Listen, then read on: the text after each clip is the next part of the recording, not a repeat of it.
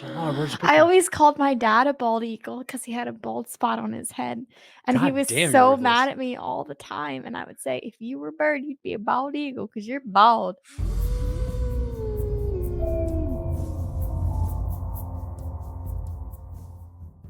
Good evening, everybody. Welcome back to Spirits and Ghost Stories. I'm your host, the bird, and she is the bird too, What? the osprey. What? I thought since we're What's married, happening? I thought since we're married and your last name is Bird, which is Yeah. an animal, we need to come up with birds. I'm the emu, you're the penguin. What's Michael? What do you mean? Where's Michael? Well, he's a bird too. Come up with a bird real quick. Go. Just blew her mind. She's like, gosh, there's a lot of birds to pick I from. always called my dad a bald eagle because he had a bald spot on his head, and he God was damn, you're so mad ruthless. at me all the time, and I would say, "If you were a bird, you'd be a bald eagle because 'cause you're bald." That's what I would tell my dad. Okay, psychological damage done there. What about Michael and Eddie? Um, Michael and Eddie, I don't think I ever gave them birds. Them I would birds. always say that I would be a pink flamingo, What? Oh wow, that is a and callback then to I the would wedding. stand on one foot. Stop making me do this. If you were a bird, what bird would you be? First your mom. I don't know. Blue jay. Really? Yeah. Such a very you very okay. Anyway, I would be a peacock because I can flaunt. No, you can't. So okay, then what bird would I be? You would A be dickbat. you'd be a mockingbird. A mockingbird. Yeah. Is that bird that like does this? No, What bird is that? that's the bird that makes the sound of a lot of birds. It will copy and mock other birds' You say I'm a sarcastic songs. asshole. Yeah. Yeah, that's about right. So, guys, yeah, welcome back to Spirits and Ghost Stories. I really hope you enjoyed last week's episode with the basilisk. I thought that was really, really cool. Thank Which is you. interesting. It's not doing as well, which is really unique to me because that would be really good. But it's so crazy to me, like what stories end up doing well, what stories don't. Some things are hot topics, some things are, like, super duper random. Yeah, like the freaking these Japanese like demons. It's like the most niche thing that I usually only 3 people care about, and like people like that. I know. It's We funny. talk about Just give it time. Bigfoot. Nobody wants that. Appalachian witchcraft. I mean, it literally makes our channel. So I don't know. It's so cool. Like when you and I know this with my other channel, guys, fishing the DMV. You do a video and you're like, this is gonna be good, and nothing. And then you do another video, no one cares about it, and that's the one that shoots off. It's like, what the hell? Yeah. Now, sometimes you can be a prophet and you have one that's like, this will be good, and you don't realize it's good. Foreshadowing. But yeah, like so, but anyway, so for this week's episode, we have something really cool. And then we're going to do, instead of scary stuff in the news today, I have kind of like an article for that I'll bring up. But this topic is the hottest thing on fire right now online. There's thousands of subreddit articles, quarry articles, Facebook groups. We're talking about the new cryptid. I don't know if we call it a fad. Can we call it a fad? Maybe we'll call it a fad. We're talking about not deer. NOT and then space D, well, deer. So DEER. So not deer. This is a weird one. This is a weird one. I don't know why it's caught on fire like it is, but as always, when I actually tell a tale, which I think this is the first one I've told in about a It's thousand been a years, long time it's been a since long you've time. told a Yeah, story. I get to tell the story, guys. So in the comment sections, Oh, we're gonna do a boy. drinking game today. We're gonna do a drinking game today. So Carly has her mug there, and we're Yep. just doing something really easy. We're just doing some Patron at home. Every time I make a mistake on the story, and it's for you college kids that listen, this might get you killed. Every Take a time, shot. take a shot. Every time I make a grammatical, a gram. Every time I make a mistake with words coming out of the mouth hole with this. And she will be blackout drunk. And so are our contestants at home. Carol Ann, I'm talking to you. This is going to make you cringe. So let's start out, as always. We're going to talk about the background information, get a little context on this creature, and then we're going to get into a story that I So it's found. a creature. So it is a real like an actual animal. It is. And I really think this is pretty cool. So let's get into it today, guys. So the backstory. Oh, I decided to have the focus around this cryptid, yeah.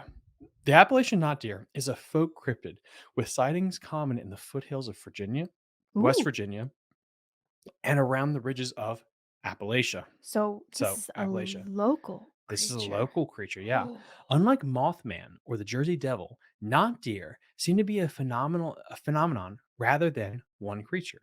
Sightings typically occur at night or in early evening slash morning when visibility is low. Most people describe the not deer's appearance to be uncomfortable because it so closely resembles a deer. But, well, not really. Each sighting is different, but some have described them as having forward facing eyes, elongated mouths with sharp dagger like teeth, like a coyote, claws, or human hands where their hooves should be. The heck? They've have the ability to stand on two legs as well as four. But what's the most unsettling thing about them is that they aren't afraid of humans. They have always been seen to lock eyes with people and just stare back at them and slowly gain ground towards them. The most unsettling thing about that is what they'll do if they can actually get close enough to you. Wild deer will actively avoid humans and run away immediately if they ever cross paths with you, but not these things, not deer. They don't exhibit fear at all. They're also said to make clicking noises and move with uncomfortable herky jerky motions, which adds to the uncanny behavior. The lack of fear, clicking, and jerking movements have a scientific explanation that is unfortunately maybe not of this world.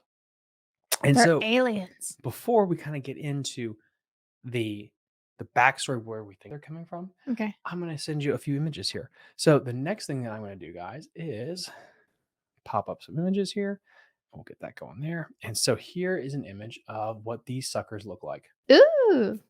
Okay, okay, okay. So they do kind of look like a mixture between like a wolf and a deer. I know, right? Aren't they like gnarly looking? Yeah. Like that is freaking creepy. The teeth, the eyes, you can see like how their eyes are facing more forward. Their mouth opens like a wolf does. It's very, Yes. very And large then mouth. look at the feet. Ew, like people hands. So they can actually grab people. And I see this one's got a heart in its hand. Yeah, it's going to be getting into the story too. Oh So my. very creepy, but you can see they have very much have a like deer like they're They like a have the deer. horns and the ears and the body. Yes. Yeah. They're like a deer, but not a deer. Boom boom. Shh. The not deer. Now, the supernatural thought of these things is actually comes from actually Indian folklore that these things are actually shapeshifters or skinwalkers. Um, Oh, okay. it comes from a different tribe, specifically the Susquehanna, Shenandoah, Patamak, and I think it was the Sunni, if I'm not mistaken, Why are you saying that with accents? because that's actually how you pronounce The Susquehanna? Susquehanna, because it's Indian. It's tribal Indian. The Susquehanna is actually named after them. And you don't Potomac is how we actually say it. The proper way of actually saying it is Patomac. That's the Indian name or abbreviation for the river. But anyway, this book here that we're showing to you is an ancient Indian text writing of this shape shifting creature. So, this is the supernatural spiritual version of what this creature is. And it always inhabits dark, very vastly wooded areas. So, really far away from people, getting into those tribal mythologies that this thing is like if you went too far off the beaten path when you were a kid, guess what happens? The This will not get you. deer would get you. Yes. Now, the other interesting thing about this is I also think it really has to get down to the Wendigo legend as well. Oh, A okay. flesh eating creature that's out in the woods that makes really weird noises and that can haunt you. Yeah, Yes. that's where this thing would actually come into play. So I think that's very, very interesting. But there's also, believe it or not, there's a scientific explanation for what's going on here. While the cryptid or spiritual belief is that these things come from Native American folklore and are the souls of the damned. There's more of a scientific explanation for what's going on and for what the Indians probably saw back then. The herky jerky movement and the unexpected change in the deer's behavior might have this scientific explanation. Deer and other members of the deer family, like elk or moose, can be affected by chronic wasting disease or CWD, an illness similar to mad cow disease. This disease attacks the central nervous system and causes the animal to become ignatic and eventually die. Symptoms of this CWD are stumbling, listlessness, drooling, aggressiveness, attacking when provoked, without being provoked, and a total lack of fear of predators and people. So, the scientific So explanation I is feel like basically it's the same concept as rabies. Like yes. if there's an animal and it's got rabies, then it will like attack a person and act as though it has no fear towards them. Mhm, exactly. Okay. So, Okay. and that's where this kind of comes from is the fact that I think I love this too, and it really gets into. We could almost do our whole show, and it's not about anything else but Appalachia. Which I know. I and bear with you know. guys, we do have a couple of episodes coming up in the next month that are not Appalachian like detailed. We're getting into other cultures as well, but it just shows you in our own backyard how many cool stories that you have with this culture here, and it goes back again to that. I think we bang on this every single week. Celtic mythology I that brought it know. over and Every over single week we generations. talk about this. And it's not because like we plan it, but it's like it's so weird that all these threads kind of like link together. And getting to the Native Americans to another show, which was with that guy there, the Wendigo. And imagine if you're an Indian hunter, we'll call you Pocahontas, and you go out there and you've killed a bunch of deer, and all of a sudden you have this zombie ass deer that attacks you. All of a sudden that gets spun into a story to a story to a story, and then you Mhm. have a shapeshifter. Okay. And that's kind of But probably here that deer probably had CWD. yes. And that's what's so crazy is like how one thing can lead to another. And this thing maybe it is real. Maybe it's not. We're going to find out in today's story. But the fact that it's so cool how there's probably a real reason for what happened. That is crazy and scary, especially if you don't understand what's going on. But that can get morphed over time. But maybe there is a spiritual sense. Maybe there is something out there that is not scientifically explainable, that is of the spiritual realm. And that leads us into today's tale. Time now for the tale of the not deer. I live in Waynesboro, Virginia, for about 5 years now, less than 10 miles away from the BRP entrance, which is Skyline Drive, south entrance. I used to take my bike on long rides with the SD all the time and always kept a year-long membership. No, Skyline Drive. I live in Waynesboro, Virginia, for about 5 years, less than 10 miles away from Skyline Drive, the southern entrance, of course. And I love to take my bike up there on long trips. One night, I was having a tough time settling in to bed, so I decided to start up the old bike and ride up to the first overlook on Skyline. Okay, so this is like a motorcycle. Mhm. I It's a was like broom broom. literally imagining this guy like cycling around Western Virginia. Okay, in Loudoun County, yes, just ching I ching ching ching. was like, I can't sleep, so I'm just gonna, cycle like 24 miles. It's like I really have a death wish to get hit by a car. Yep. So I was having a tough time settling in for the night, so I decided to start up the old bike and ride up to the first overlook on Skyline. Only about a mile inside the park. It was about 11 p.m. when I got up there, and it was pitch black. A type of black where you feel like you could cut it with a knife. I killed the bike and once I got up to the lookout spot, I killed the bike and I got immediately uncomfortable. I'm not a guy that gets spooked in the dark, truthfully. I prefer the dark in most situations. You can see people before they see you. You are practically invisible unless someone is looking for you. And I find the natural privacy comforting. Not up there, though. It was a thick, oppressive, dark war, worse than anything I experienced outside of a cave, or worse than any moonless night on the Appalachian Trail. I immediately got I immediately got this weird feeling, big time. There's nothing up there though. Just relax. There's nothing up there though. I assured myself constantly that like I'm being a wuss. I I I went back to my bike and I picked up out of my bike pouch, I guess, whatever they call that, a bike pouch. Bike Um, pouch? yeah, a CCW holster.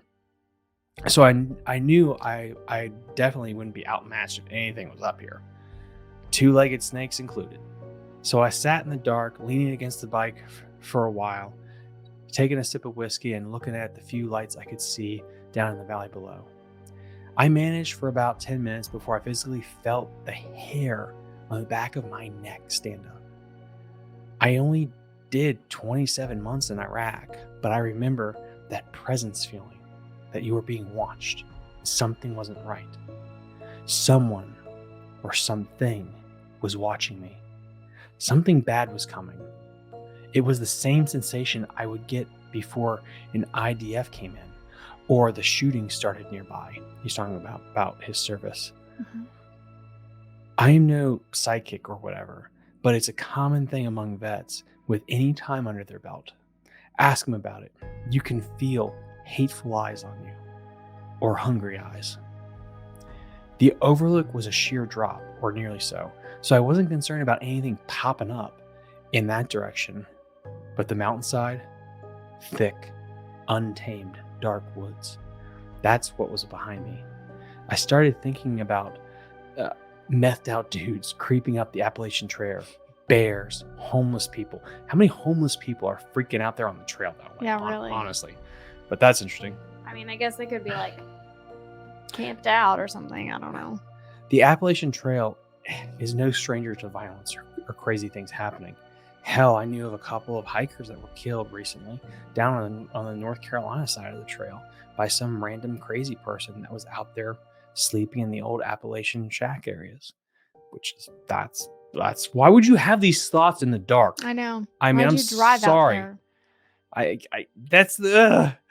It's like there's something crazy out here. Remember these serial killers? Let me just think about all these horrible things that I have heard before. Still feeling creeped out, I took up a seat on the waist-high stone wall and marked the overlook ledge facing the woods. Again, I can't emphasize how dark it was. It was just utter blackness, you might say.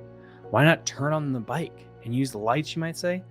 It'll at least help you see what's close. True, but my bike is loud, and the last thing I wanted was attention drawn to me. Plus, the light would just night blind me to anything just out of view, and the noise would obscure any stealthy sounding creeping going on. So no thanks, I'll watch and listen for a bit. I sat in the dark for another 10 minutes. My anxiety was getting worse and worse. I heard a few things, but nothing out of the ordinary for a night in the woods. I decided to head on home since that feeling wasn't going away. Like I said, I had a big bore on me, so anything playing games would be in for a powerful surprise if the games got pretty stupid. So I love when you talk about guns, because it's like you sound like you're like, I got a big bore on me.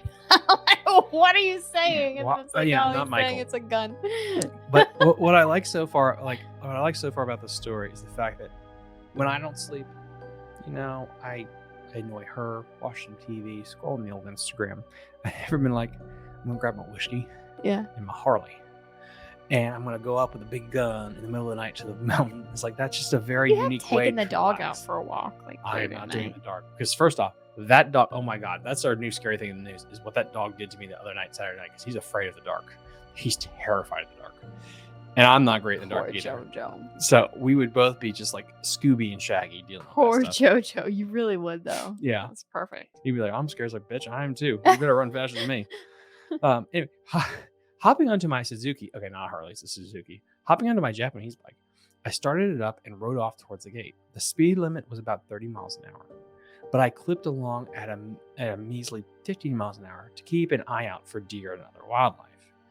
Now, anyone who lives in this part of the country and rides a bike knows that wildlife is crazy active on roads that aren't traveled often at night. Being nighttime and technically the park being closed, I had to ride around a gate to get in. There were no other vehicles on the road at all. I hadn't seen a single person since leaving Waynesboro proper. It wouldn't do me any good to fuck myself up in a wreck, only to lay there all night until someone happened to cross me in the morning. Well, yeah. As I went around the bend of the road, it was then I saw it. The term almost deer is really fitting, but not quite accurate. It was like a deer that someone who had never seen a deer drew, but only after someone else described it to them. It stood on the left side of the road, the mountainside, and I saw the eyes long before my headlights shone it fully. It was big, easily the biggest deer I've ever seen, and the lack of any horns that time in the year suggested that it was a doe. The head was almost bovine, with bovine eyes in the in the shape, but fixed to a deer frame. So it had like a bovine head on top of a deer body. The legs seemed to be too long in proportion to the body. Think mane, like a maned wolf proportions. And the body was extremely barrel chested. I've always been creeped out by wildlife, malformed wildlife, and this thing was no exception. How many times has he seen malformed wildlife? I have no idea. And how can you always be creeped out? I had to get it to move or risk passing within a few feet of it, and I was not traveling another 30 plus miles up the road in the other direction to leave through another gate in the middle of the night, and I wasn't getting close to it. Danger of it spooking and running into the side of my cruiser aside, I didn't want to get near it at all. Stopping and putting my feet down about 30 feet from it, I tried to frighten it away.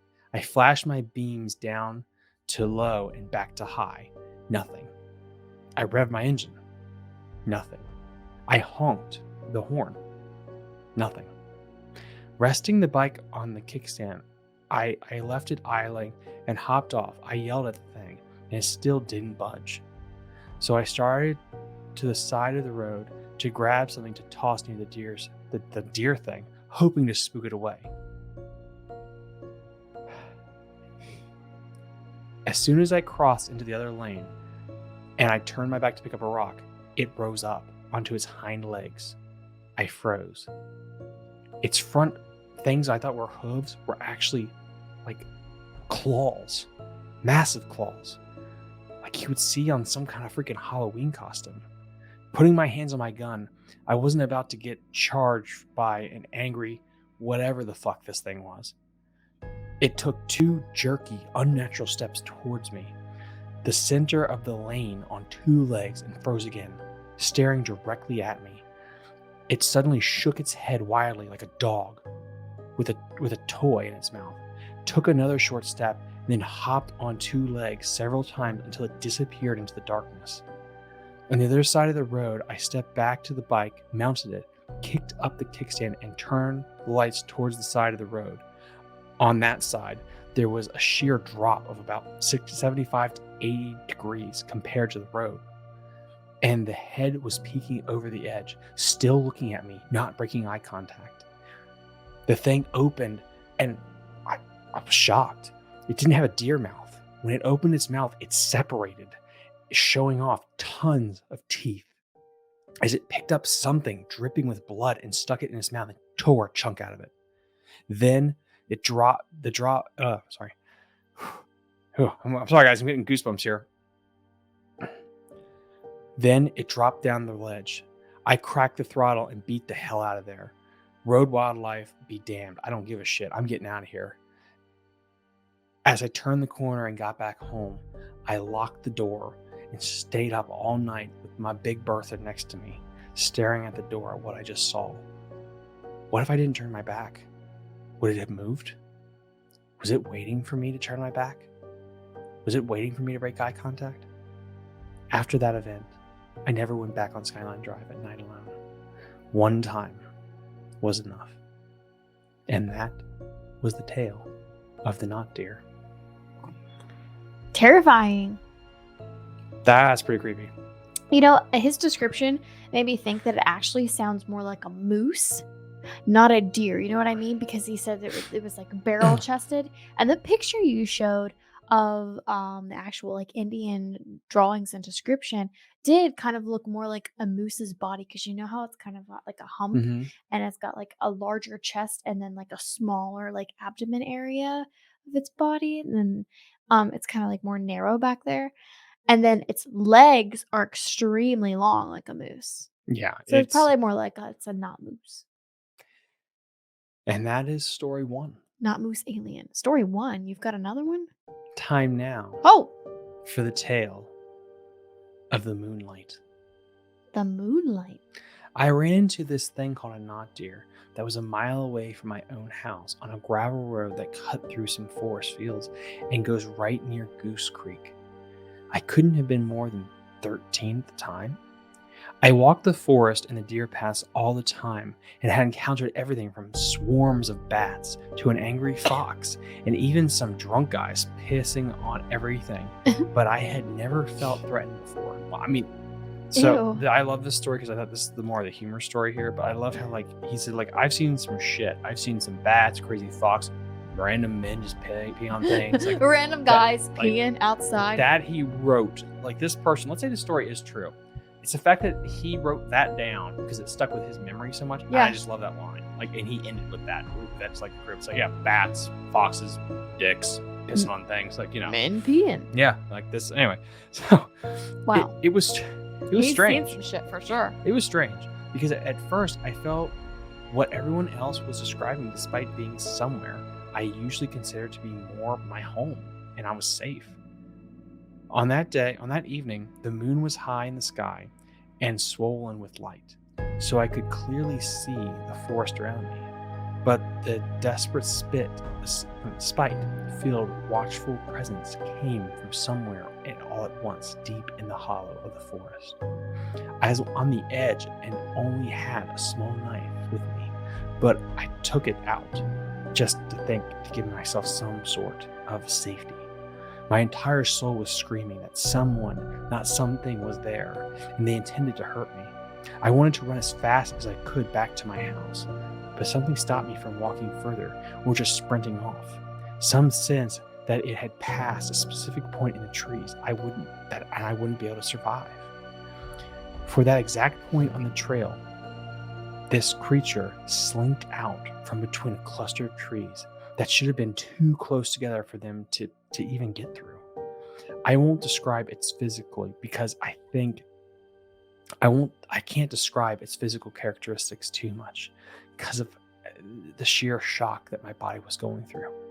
All I can remember is its bovine style head, its red beady eyes, and these weird claws with this white or maybe red foam dripping from its mouth. It staggered out of the woods, dazed, not looking at anything. I couldn't breathe. You never seen something like this in real life because it can't be real life. It's a buck. It's got to be some kind of deer. But something's mistaken with it. My first instinct was to run. I was already palming a knife.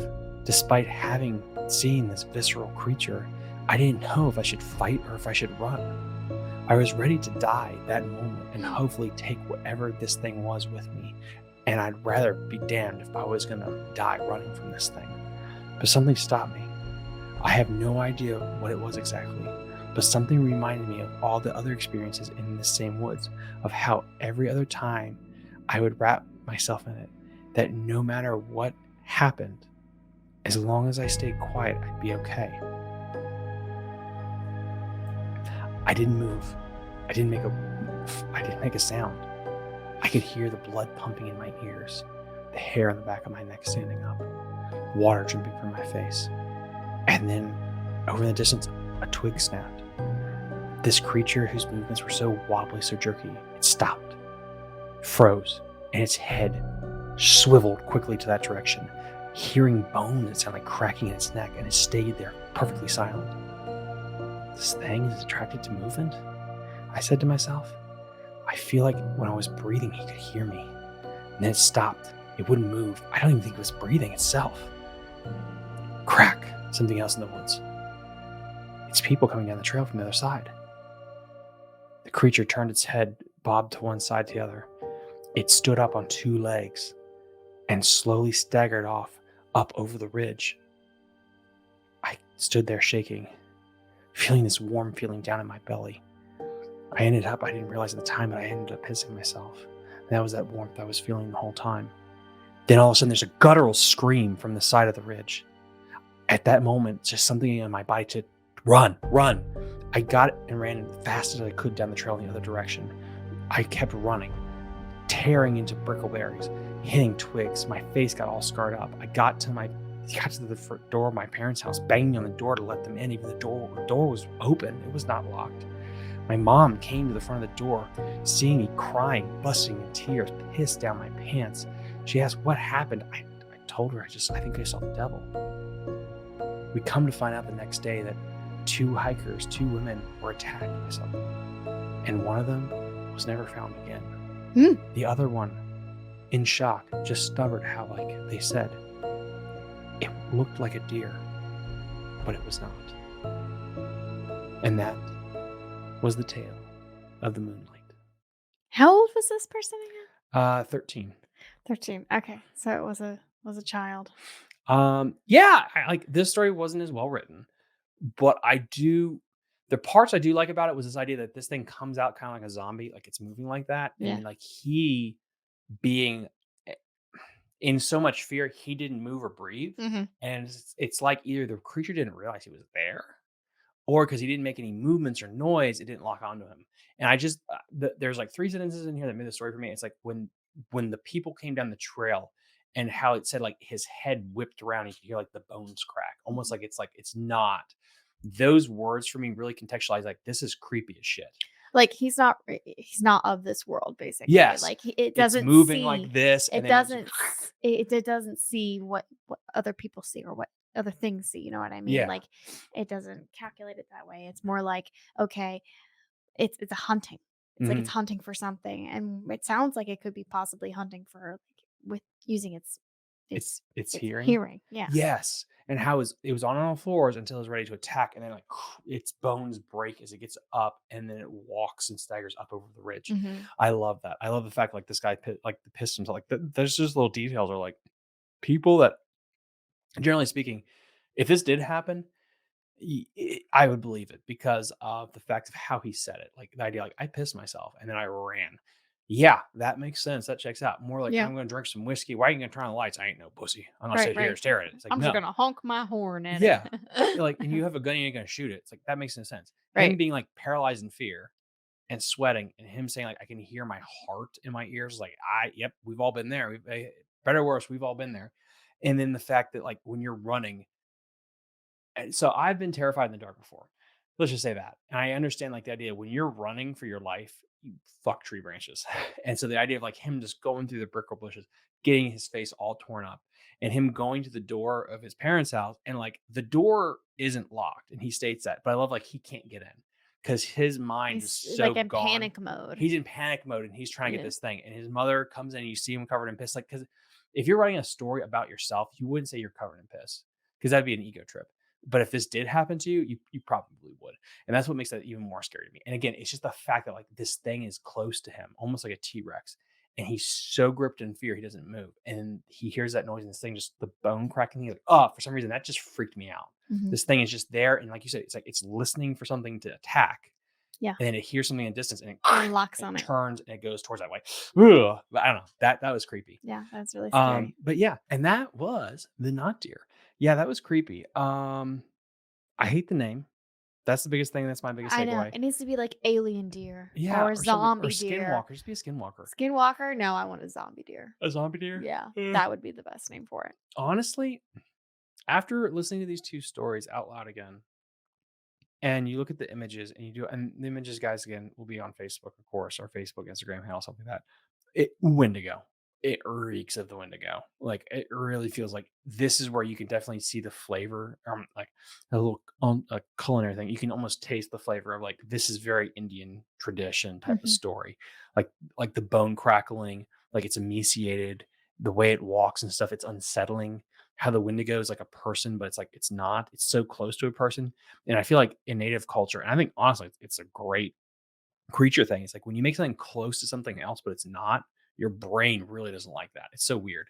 Like a Wendigo, in theory, guys, if you know about that culture, is supposed to be kind of like a human, but not. So just enough where your brain's like freaked out. A skinwalker, same thing. A skinwalker is just a human there, but there's something off, or a cat, and there's something off about it.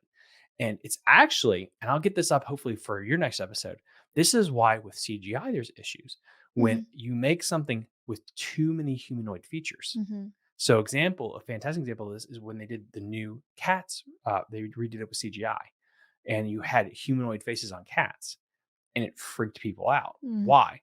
Your brain has a problem processing that because it has enough human features that your brain's like, that's a human. Mhm. But there's a line that doesn't cross to where it's like it is a human Hmm. or it's not. It's kind of that blurred in between, and Okay. that's why those things are so nightmarish, and we don't like it. Okay. So when Maybe you you want to watch it. I don't think I've ever seen cats.